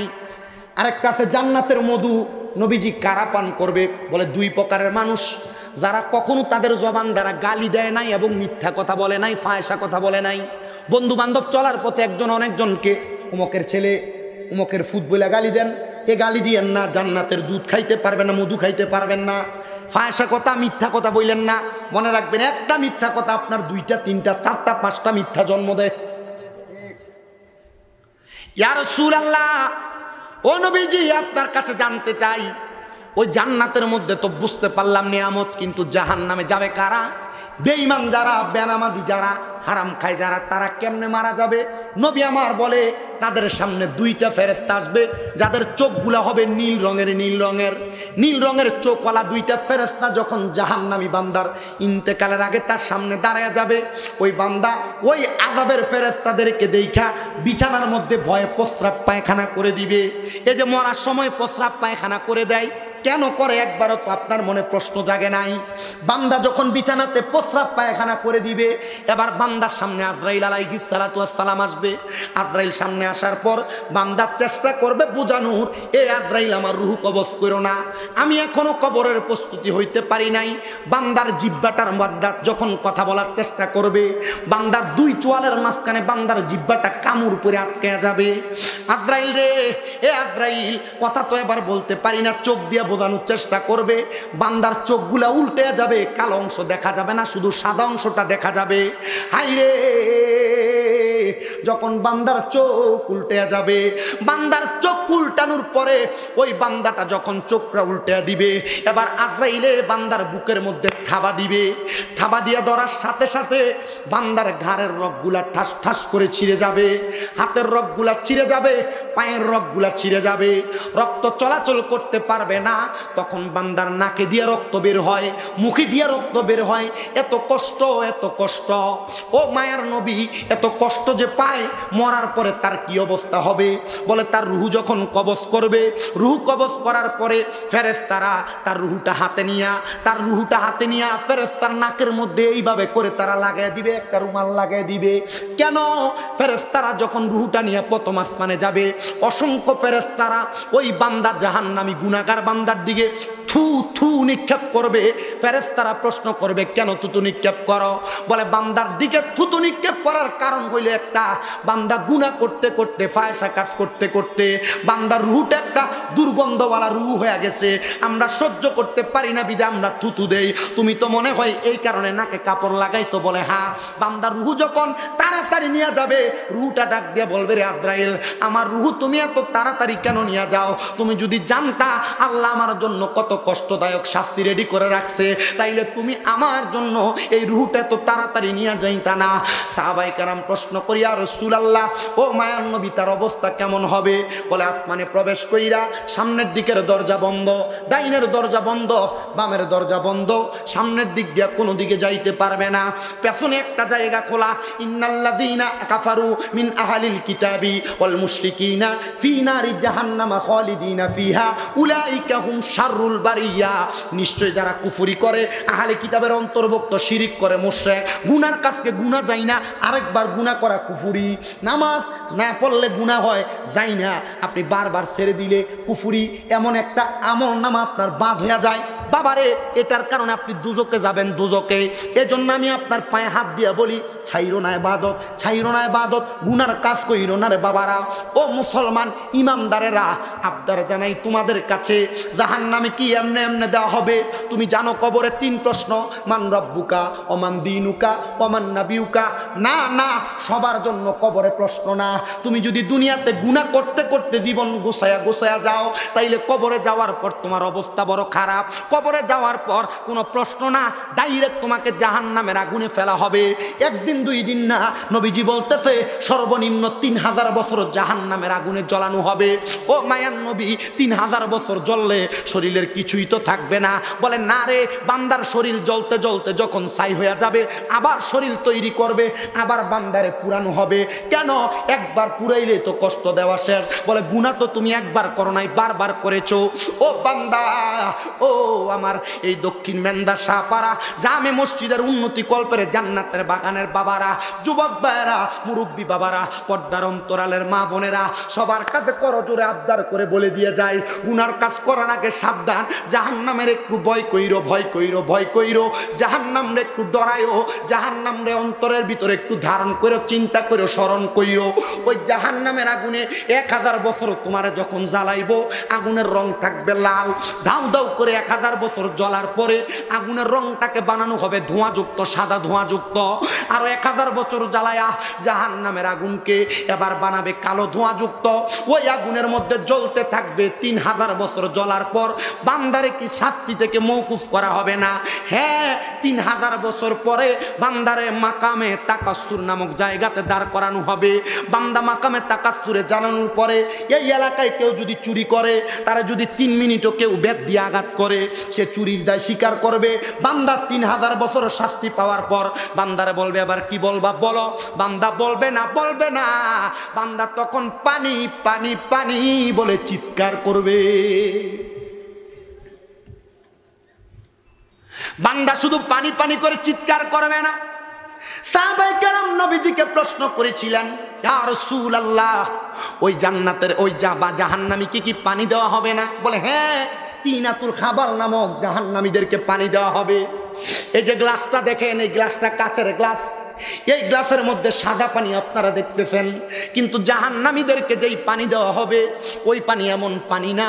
জাহান্নামীদেরকে যেই পানির পাত্র গ্লাস দেওয়া হবে, এটা লোহার গরম উত্তপ্ত কয়লার মতো লাল দেখা যাবে, সেই পানি দেওয়া হবে। হায়রে, কি পানি দিবে? এই লোহার গরম উত্তপ্ত গ্লাসের মধ্যে অন্য জাহান্নামীদের রক্ত এবং পুঁজগুলা দেওয়া হবে খাওয়ার জন্য। সাহাবায়ে কেরাম বলে, নবীজি, ওই পানি কি তারা পান করবে? বলে হ্যাঁ, তারা যখন তরল কোনো পদার্থ পাবে না এই পানি পান করবে, তাদের জিহ্বা গলে যাবে, পেটের নাড়ি বুড়ি গলে যাবে, কলিজা গলে যাবে, পায়খানার রাস্তা দিয়ে থর থর থর থর করে পড়তে থাকবে। এ পাপনার বাবারা, একবার কি তোমার ভয় লাগে না? এত কষ্ট তুমি পাইবা? আল্লাহর হাবিবের দরবারে চল সাহাবি গড়াগড়ি করে কান্না করে 30 জন সাহাবি বেহুশ হয়ে গেছে। নবীজি, তাহলে জান্নাতের মজা, জান্নাতের স্বাদ কারা পাবে? নবী আমার বলতেছে, রাদিয়াল্লাহু আনহুম ওয়া রাদু আন। ওই জান্নাতের স্বাদ তারা পাবে যারা আমার আল্লাহকে সন্তুষ্ট করেছে, আর আমার আল্লাহ যাদের প্রতি সন্তুষ্ট হয়েছে। কেমনে গো আল্লাহ তার প্রতি সন্তুষ্ট হবে? আমার নবী জানায়া দেয়, রিদার রব্বি ফি রিদাল ওয়ালিদাইন, আম্মা আব্বার সন্তুষ্টিতে আমার আল্লাহ তোমার প্রতি সন্তুষ্ট হয়ে যাবে। সাখাতুর রব্বি ফি সাখাতিল ওয়ালিদাইন, আম্মা আব্বারও সন্তুষ্টিতে আমার আল্লাহ তোমাদেরকেও সন্তুষ্টি থাকবে। তাইলে তোমারে কঠিন যন্ত্রণা, কঠিন আযাব দেওয়া হবে। আব্বাজি সাবধান, সতর্ক। আল্লাহ কয়, যালিকা লিমান খশিয়া রাব্বা, যারা আল্লাহকে সবচাইতে বেশি ভয় করে তাদের প্রতি আল্লাহ রাজি খুশি থাকে। তো আল্লাহকে যারা ভয় করে তারা কোনোদিন তাদের মা বাপকে জুদা করে না, আলাদা করে না, নামাজ ছাড়ে না, ইবাদত ছাড়ে না। এ সন্তানেরা, এ আমার দক্ষিণ মেন্দা শাহপাড়ার বাবারা, তোমরা হয়তো অনেকে আছো তোমাদের মাকে জুদা করে দিছ। বউ তোমাকে কথার কথায় বলেছে তোমরা 2 ভাই 3 ভাই, তোমরা কেন 2 ভাই 3 ভাই হইয়া তুমি একা তোমার মা বাপকে 3 বেলা খাওয়াও? এই কথা শুই না মা বাপ সকালে এক ঘরে, দুপুরে এক ঘরে, রাত্র আরেক ঘরে খায়, এক সপ্তাহে ঘরে, আরেক সপ্তাহ ওই ঘরে, আরেক সপ্তাহ ওই ঘরে খায়। আব্বুজি, কেউ যদি তোমাদের মা বাবার মনে কষ্ট দিয়ে থাকো, ধমক দিয়ে থাকো, এভাবে আলাদা করে থাকো, দেও পারলে তোমার পাও আমার সামনে দাও, আমি শামীম রেজা জিব্বা দিয়া তোমার পাও আমি পরিষ্কার করে দিব। শুধু ওয়াদা করবা, এখান থেকে বাড়িতে যাইয়া তুমি তোমার মার পায়ে ধরে মাপ চাইবা, কারণ মা মাপ না করলে স্বয়ং আল্লাহ তোমার মাপ করবে না, বাবা মাপ না করলে আল্লাহ তোমার মাপ করবে না। বলে হুজুর মাপ চাইব কেমনে?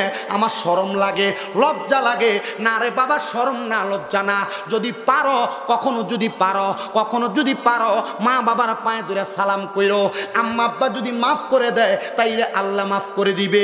আজকের মাহফিল কবুল হবে কি হবে না এটার গ্যারান্টি কেউ দিবে কিনা আমি জানি না, তবে একটা গ্যারান্টি দিয়া যায়, আগামীকালকে যদি শোনো এই শাহপাড়ার কোনো দোকানে বইসা কোনো দাড়ি পাকা মুরব্বী বলে, হ্যাঁ শামীম দাদা কুমিল্লা থেকে আইসা বলছে আমার সন্তান রাত্রবেলা বাড়িতে যে আমি বাবার পায়ে ধরে মাপ চাইছে, মনে করবা মাহফিল কবুল হয়ে গেছে।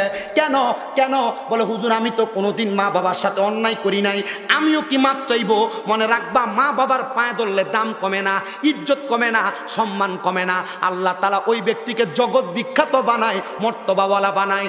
আম্মা আব্বার পায়ে ধরে মাপ চাইবা, দেখবা আল্লাহ তাআলা জগৎ বিখ্যাত বানাবে, মর্তবাওয়ালা বানাবে। কিন্তু অনেকে চিন্তা করে হুজুর যাদের বাড়িতে বাবা আছে তারা বাড়িতে যাইয়া বাবা আর পায়ে ধরে মাপ চাইবো। হুজুর আমার তো আব্বা নাই, আমি কার পায়ে ধরে মাপ চাইবো? হুজুর যাদের বাড়িতে মা আছে তারা বাড়িতে যাইয়া মার পায়ে ধরে মাপ চাইবো। আমার তো মা নাই, আমি কার পায়ে ধরে মাপ চাইবো? সন্তান, এই যে ঈদুল ফিতর চলে গেল, তুমি তোমার সন্তানের জন্য জামা কাপড় কিনেছো, ভাই বন্ধুর জন্য জামা কাপড় কিনেছো, কিন্তু তোমার মার জন্য একটা 500 টাকার কাপড় কিনা মারে তুমি পরাইতে পারো নাই। পরাইবা কেমনে? মা অন্ধকার কবরে। এ সন্তান, আব্বা জানের লুঙ্গি ছিঁড়া থাকতো, তোমার দামি জামা কাপড় কিনা ছোটবেলায় পরাইছে, ওই আব্বা জান অন্ধকার কবরে। তুমি তোমার আব্বাকে একটা 500 টাকার লুঙ্গি কিনা পরাইতে পারো নাই, পরাইবা কেমনে? বাবা জান অন্ধকার কবরে। সন্তানের দল আবদার জানাই রে, এমন মা বাপ যদি বাইচা থাকে, আম্মা আব্বার যত্ন করো। এই রত্নরে যত্ন করলে আল্লাহর কাছে তুমি বড় হইবা, বড় প্রশান্তি পাইবা। আল্লাহ তোমার দুনিয়ার সম্পদ দিয়ে ভরপুর করবে। তোমার কাছ থেকে তোমার মা বাবার সম্মান ইজ্জত যেন বেশি থাকে। সামনে কোরবানির ঈদ আসতেছে, কোরবানির ঈদে অনেক সন্তান গরু জবাই করে কোরবানি দেয়, কান্না করে, কারণ তার গরুর গোশত এলাকার অনেক মানুষের কাছে, গরিব দুঃখীর কাছে বন্টন করে। এমন অনেক সময় গেছে বাবা কোরবানি দেয় নাই, মা বাড়িতে কোরবানি দিতে পারে নাই। মানুষের পাড়ার ঘর থেকে 2-3 টুকরা করে গোশত আসলে এটা রান্না করে মা জননী না খায়া সন্তানরে খাওয়াইছে। মা জননী খায় নাই, এই গোশতটা রান্না করছে আলু দিয়া রান্না কইরা, মা আলু ঝোল দিয়া খাইছে, তুমি সন্তানরে গোশত খাওয়াইছে। এখন তুমি কত বড় গরু কোরবানি দাও, কিন্তু তোমার মাকে এক টুকরা গোশত খাওয়াইতে পারো না। তোমার বাড়িতে কত মেহমান খানা খায়, কিন্তু তুমি তোমার আব্বা জানরে খাওয়াইতে পারো না। সন্তান একবার চিন্তা করো, আব্বা আম্মা যদি বাইচা থাকতো, যদি মাসে 1 কেজি ফল কিনা খাওয়াইতা, 500 করে খরচ করলে 12 মাসে 60,000 টাকা খরচ হয়ে যাইতো। এ সন্তান একবার চিন্তা করো, মা বাপ যদি বাইচা থাকতো, আম্মা আব্বারে যদি তুমি ভাত খাওয়াইতা, যদি মাসে 2,000 টাকা মা বাবার পেছনে খরচ হইতো, 12 মাসে 24,000 টাকা খরচ হয়ে যাইতো। কিন্তু তুমি খাওয়াইতে পারো না, মা বাপ কবরে, তোমার টাকার অভাব নাই, মা বাবার বড় অভাব। এ সন্তান, ওই মা বাবা বুঝি অন্ধকার কবরে। তোমার সুন্দর বাড়ি দিয়া গেছে, খেতে জায়গা দিয়া গেছে, কিন্তু ওই মা বাবা আজকে অন্ধকার কবরে শুয়া রইছে। ও সন্তান, ওই বাড়ি যদি তোমার মা বাবা না দিয়া যাইতো, যদি ভাড়া থাকতা, মাসে যদি 5,000 টাকা ভাড়া দিতা, 12 মাসে 60,000 টাকা ভাড়া দেওয়া লাগতো। আমি তোমাদের কাছে 60,000 টাকা চাইবো না। এই জান্নাতের বাগান যুব সমাজের উদ্যোগে দক্ষিণ মেন্দা শাহপাড়া জামে মসজিদের উন্নতি কল্পের মাহফিল। আমি জানি না কার মা কবরে, কার বাবা কবরে। আমি মুসাফির দোয়া করবো আপনাদেরকে নিয়ে, শেষ বেলায় একটা সন্তান শুধু দাঁড়ায়া বলবেন, হুজুর মা বাপ বাইচা থাকলে মা বাবারে 1,000 টাকা মাসে খরচ করলে 12 মাসে 12,000 টাকা খরচ হইতো। হুজুর আমি এই মসজিদের জন্য পারলে নগদ দিবেন, না পারলে 2 মাস পর, না পারলে 5 মাস পর, না পারলে 1 বছর পর দিবেন। 10,000 টাকা মা বাবার জন্য মোহাব্বতে আল্লাহর হস্তে মসজিদে দান করবেন। একজন সন্তান যদি থাকেন, হাতটা বাড়াইবেন, আপনার জন্য দোয়া করা হবে। একজন সন্তান। আব্বাজি আপনার নাম কি? মারহাবা, আল্লাহ কবুল করো, মঞ্জুর করো। আলহাজ হাজী কবির উদ্দিন সাহেব, কবির উদ্দিন সাহেব, উনি দান করে দিলেন 10,000 টাকা। আল্লাহ কবুল করো, মঞ্জুর করো। কবির সাহেবের মনে আশা পূরণ করো, বংশের কবর আযাব মাফ করো। কামাইর দিবেন জিকিরের মাঝখানে আপনারা দেওয়া, বিসমিল্লাহ বলে দেওয়া শুরু করেন। একটু মোহাব্বতে জিকির করেন, আল্লাহ আল্লাহ আল্লাহ আল্লাহ আল্লাহ আল্লাহ আল্লাহ আল্লাহ আল্লাহ আল্লাহ আল্লাহ আল্লাহ আল্লাহ। পাগল মগন একবার আর বাবুলি না রে, তোর হইব রে মহরগন। মাশাআল্লাহ আল্লাহ আল্লাহ। পাগল মগন একবার আর বাবুলি না রে, তোর হইব রে মহরগন। মারহাবা আল্লাহ আল্লাহ আল্লাহ। তুই মরিলে সঙ্গার সাথী পাইবি না একজন। পাগল মগন একবারও বাবলি না রে তোর হইব রে মহরগন মারহাবা আল্লাহ আল্লাহ মনরে বন্ধু বান্ধব আছে যত জানা যায় যাবে শত শত আদার ঘরে কেউ তো যাবে না মন রে মারহাবা আল্লাহ আল্লাহ জবান না খুইলা আল্লাহ ডাকলে শরম নাই আল্লাহ মন রে বন্ধু বান্ধব আছে যত জানা যায় যাবে শত শত আদার ঘরে কেউ তো যাবে না মন রে মারহাবা আল্লাহ আল্লাহ ওই কবরে সঙ্গের সাথী নবী নুরি দন পাগল মঙ্গল একবার বাবলি না রে তোর হইব রে মহরগন মাশাআল্লাহ আল্লাহ আল্লাহ আল্লাহ আল্লাহ আল্লাহ আল্লাহ আল্লাহ আল্লাহ আল্লাহ আল্লাহ আল্লাহ আল্লাহ একদিন নিয়া যাইবা ইমানদার বানাইয়া নেইও ইমানদার বানাইয়া নেইও নবীজির প্রেম ইমানের মূল সবাই বোঝার তৌফিক দিও মারহাবা আল্লাহ আল্লাহ আল্লাহ একদিন নিয়া যাইবা ইমানদার বানাইয়া নেইও নবীজির প্রেম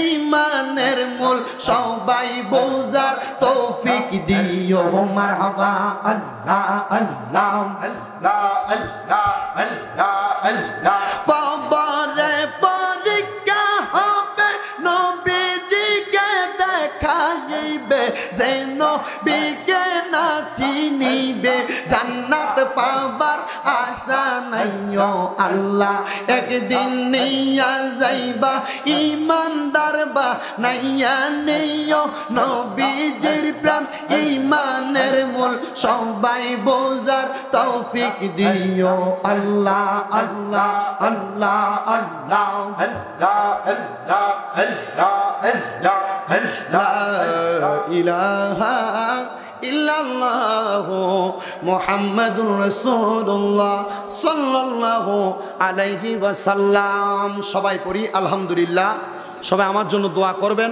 যেন সহি সালামতে পৌঁছে আগামীকালকে মাহফিল সেই কুমিল্লার একবার শেষ যে থানা সেটা হলো 14 গ্রাম থানা মানে একবার ফেনী চট্টগ্রামের আগে 14 গ্রাম থানা দোয়া করবেন থাকা কোনো সম্ভব না বাপজি গতকালকে মাহফিল ছিল কুমিল্লা হোমনা ওই রাইতে রওনা দিয়ে সকালবেলা এসে পৌঁছাইছে আপনাদের টাঙ্গাইলে তো কষ্ট হয়েছে আইতে অনেক কষ্ট তবে আজকে আমি আমার এক কষ্টের খুব ট্র্যাপের শিকার হয়েছি শুধু আপনারা দোয়া করবেন আল্লাহ যেন সহি সালামতে ধৈর্যের সাথে থাকতে পারি সে তৌফিক দেয় তাহলে হুজুর আপনি দোয়া করবেন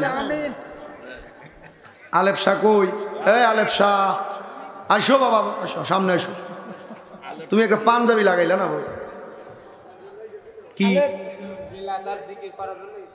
মার হাবা এই আলেফ শাহকে ধরে আনো তো এই আপনার ভাইসটা কোথায় আছেন তো আপনারা এই ড্রাইভার সাহেব গাড়ি রেডি করো ওই সে আর লাগবে না এই আলেফ শাহ কিন্তু আমার সাথে রেগুলার যোগাযোগ করছে বুঝছেন আপনারা ওনার জন্য দোয়া করবেন আল্লাহ যেন দাড়িগুলো সঠিকভাবে রাখার তৌফিক দেন আমিন পড়েন রাখবেন তো ইনশাল্লাহ ইনশাল্লাহ আল্লাহ কবুল করুন তাহলে আমরা শেষ আল্লাহ কবুল করুক এই দোয়া করলাম কবুল করো মালিক আল্লাহ এখন যদি ওর বউ কয় যে তুমি দাঁড়িয়ে রাখলে আমি তোমার ভাত খাবো না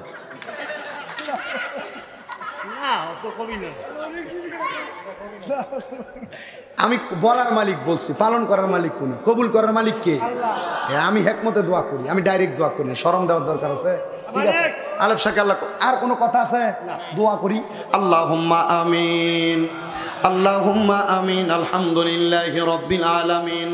আসসালাতু ওয়াসসালামু আলা রাসূলিহিল কারীম। রব্বানা যালামনা আনফুসানা ওয়া ইল্লাম তাগফির লানা ওয়া তারহামনা লানাকুনান্না মিনাল খাসিরিন। রব্বানা আতিনা ফিদ দুনিয়া হাসানাতাও ওয়া ফিল আখিরাতি হাসানাতাও ওয়া কিনা আযাবান নার। ইয়া ইলাহি রহম ফরমা মুস্তাফা কি ওয়াসতে खोले दे दरवाज़ाए रहमत गदा की वास्ते। रब्बुल आलमीन আল্লাহ একটু মায়ার নজর করে তাকে দেখেন গো আল্লাহ। এই পাবনা জেলার অন্তর্গত যুব সমাজের উদ্যোগে দক্ষিণ মেন্দা শাহপাড়া জামে মসজিদের উন্নতি কল্পে বিরাট ইসলামী জলসার ইন্তজাম করে এই এলাকার দাড়ি পাকা মুরব্বি বাবারা, যুবক নওজোয়ান ভাইয়েরা, ছোট্ট ছোট্ট মাসুম বাচ্চারা, পর্দার অন্তরালের আমার অনেক মা বোনেরা, বিশেষ করে আলেম সমাজ তলে বুলেলেম ছাত্র ভাইয়েরা, দেশ বিদেশ থেকে সোশ্যাল মিডিয়ার মাধ্যমে যারা যারা হাত বাড়াইছে, আল্লাহ যার হাত তোমার কাছে মায়া লাগে, পছন্দ হয়, ওই হাতের উসিলায় আমাদের প্রত্যেকের জীবনের গুনাহ তুমি আল্লাহ ক্ষমা কইরা দাও। আল্লাহ আজকের মুনাজাতের মধ্যে কে জানি হাত বাড়াইছে, কার জানি জগতের মধ্যে বাবা নাই, যেই বাবা রিক্সা চালাইয়া মাটি কাইটা নৌকা চালাইয়া মাথার ঘাম পায়ে ফালাইয়া পরের বাড়িতে বদলার কাজ কইরা সন্তানকে মানুষের মতো মানুষ করার জন্য আব্বা নিজের রক্তরে পানি বানাইছে গো আল্লাহ, এমন বাবা যাদের অন্ধকার কবরে আব্বার কবর জান্নাতের বাগান বানায়া দাও। ও মনি কে জানি হাত বাড়াইছে, কার জানি জগতের মধ্যে মা নাই, যেই মা 10 মাস 10 দিন গর্ভে ধারণ করছে, সন্তানের প্রসব বেদনা সহ্য করতে মার বড় কষ্ট হয়েছে, 2টা বছর পর্যন্ত বড় কষ্ট করে বুকে পিঠে করে বড় করছে। আল্লাহ এমন মা যাদের অন্ধকার কবরে আম্মার কবর জান্নাতের বাগান বানায়া দাও। এমন অনেক এতিম আছে, মাও নাই বাবাও নাই, একবার এতিম রে আল্লাহ, তাদের মা বাবার কবরে আর যাবে দিও না আল্লাহ, মা বাবার কবরে আর যাবে দিও না। ও আল্লাহ যাদের মা বাবা কবরে আম্মা আব্বার কবর জান্নাতের বাগান বানাও, যাদের মা বাবা বেঁচে আছে হায়াতে তৈয়বা নসিব করে দাও, আম্মা আব্বা সুস্থ থাকলে পরিপূর্ণ সুস্থতার নিয়ামত দান করো। আল্লাহ মা বাবা যাদের বেঁচে আছে খেদমত করার তৌফিক দান করো। আজকের ইসলামী জলসার মধ্যে যারা টাকা দিয়া, পয়সা দিয়া, শ্রম দিয়া, বুদ্ধি দিয়া, পরামর্শ দিয়া, মাইক দিয়া, লাইট দিয়া, প্যান্ডেল দিয়া, মিডিয়ার বাইরা সহ সম্মানিত শ্রোতা মণ্ডলী, পর্দার আড়ালের মা বোন এবং পুরুষেরা, আল্লাহ সবাইকে তুমি কবুল মঞ্জুর করো। মসজিদের জন্য যারা যারা দানের ওয়াদা করেছে তাদের ওয়াদা পূরণ করার তৌফিক দান করো। এই মাহফিল কিয়ামত পর্যন্ত তুমি কবুল মঞ্জুর করে নাও। রাব্বুল আলামিন মাহফিল শেষ করে সবাই যেন সহি সালামতে বাড়িতে পৌঁছাইতে পারে সে তৌফিক দান করো। আল্লাহ বিপদ আপদ বালা মুসিবত থেকে হেফাজত দান করো। আমাদের অন্তরের মধ্যে নবীজির প্রেম, নবীজির মহাব্বত, ভালোবাসা দান করো। তরিকতের প্রেম মহাব্বত আমাদের অন্তরে দান করো। আল্লাহ ফিলিস্তিনের মুসলমানরা ইসরাইল জালেম বাহিনীর নির্যাতনের শিকার, আমার ফিলিস্তিনের মুসলমান ভাইদেরকে ইসরাইল জালেম বাহিনীর জুলুম থেকে তুমি হেফাজত করো। বাংলাদেশের উপর তোমার খাস রহমত বরকত দান করো। অনেকে এসএসসি পরীক্ষা দিচ্ছে, পরীক্ষার মধ্যে কামিয়াবি নসিব করো। ও আল্লাহ মরণ দিবা দুঃখ নাই, তবে বেঈমান বানায়া মরণ